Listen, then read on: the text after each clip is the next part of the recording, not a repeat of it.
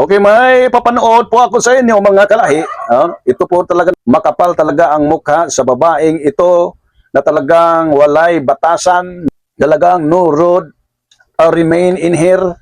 Talagang kapal ng mukha, napaka mapanglait, no?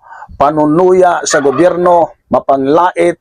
Tapos mag-ingat ikaw, babae, babae ka, mag-ingat ka, ang kapal na yung kapal ng pagmumukha mo, baka na may aatakihin ka at sasabihin ng ibang tao na kakarma ka, no? Dahil yung bunganga mo ay napaka mapanglait ni Saldana, dahil iwan ko yung ugali mong babae ka, no? Ito pong babaeng Eloy Bugres, no? Na nagsisiwalat daw ng totoong kalagayan ng kalusugan ng Presidente Bongbong Marcos. Ngunit wala ka naman talagang totoong basihan, kundi puro ka lang haka-haka, puro ka lang marites, no? Ikaw ang klase kang babae na talagang walang batasan, no?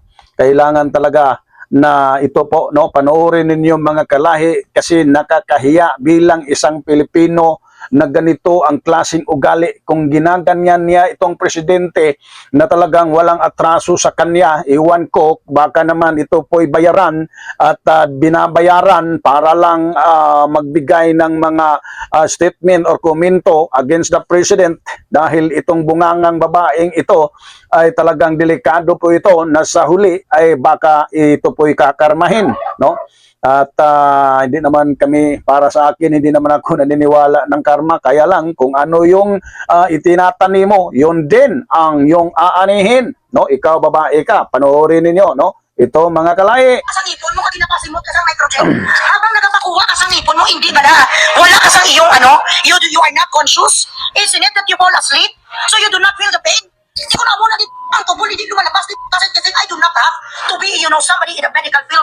I do not have to be a nurse or doctor. This is common sense. And this is biology 101. This is physiology 101. It does not take rocket science or a scientist or a genius to decipher what you said, Claire Castro. Marason ka na lang, para sinungaling ka na lang. Sa naka-frozen, Elsa frozen mga presidente. Ubo ka pa.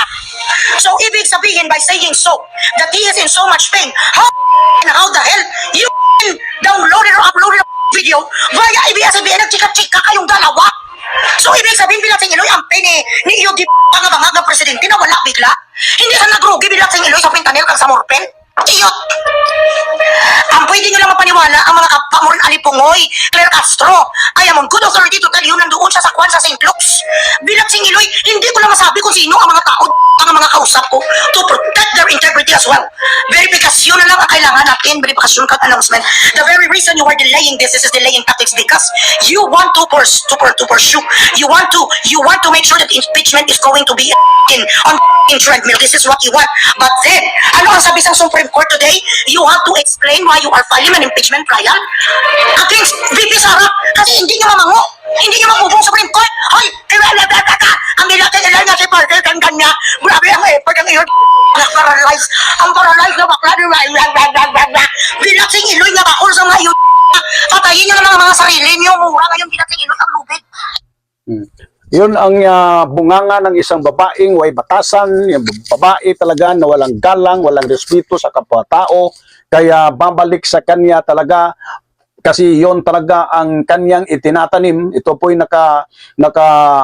sulat po talaga sa Biblia, dyan po sa Galatians chapter 6 verse 7 to 9, if I'm not mistaken talaga, yan po sinasabi, kung ano yung tinatanim mo, yun din ang aanihin mo. Kung ikaw po'y nagtatanim ng kawalang hiyaan, talagang mapapahiya ka sa huling araw, no? Kaya mga kalahi, mag-ingat po tayo dahil maraming mga fake news peddlers, maraming mga maninirampuri na mga wala talagang no road talaga sa kanilang sarili, na no good manners and right conduct. Iwan ko kung paano sila pinapalaki sa kanilang hanay mga kalahi.